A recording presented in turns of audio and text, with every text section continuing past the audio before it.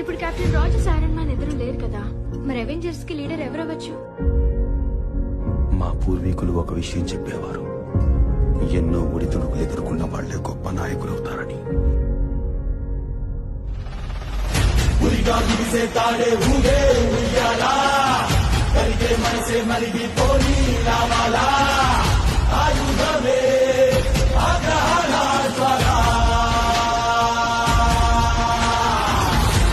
Let's